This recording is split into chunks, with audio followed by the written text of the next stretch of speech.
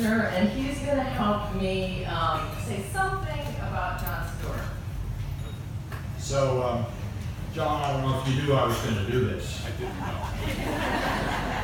But John and I were roommates in college, and we also played music. One of my fondest memories of our freshman year was being in the enormous tiled bathroom in the basement of the dormitory at Princeton, singing Beatles songs and Beach Boys harmonies in this echoing chamber.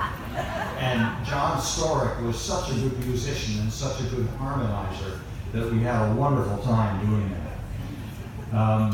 John and I were in a rebellious stage in those years, railing against authority and discarding the lessons that our parents had tried to teach us.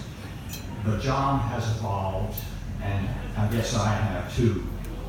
Our band got together last June for the 50th reunion of the class of 1968 at Princeton.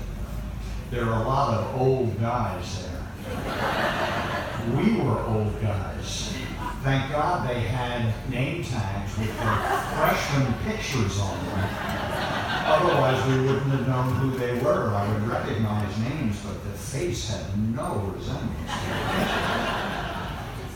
So, having rejected what our parents stood for in those days, we now find that we believe in what they believed in. We've evolved to that.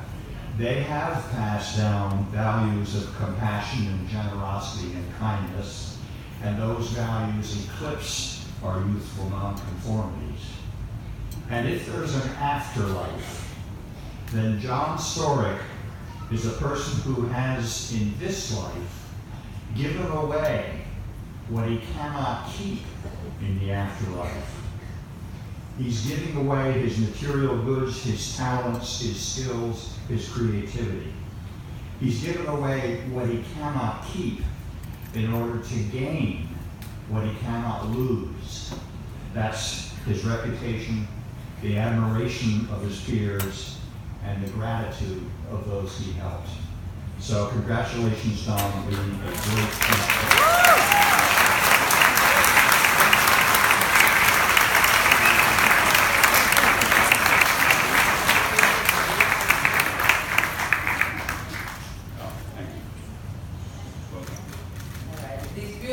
Great connective signs made by Alex and Dean are very creative, so Alex, thank you very much.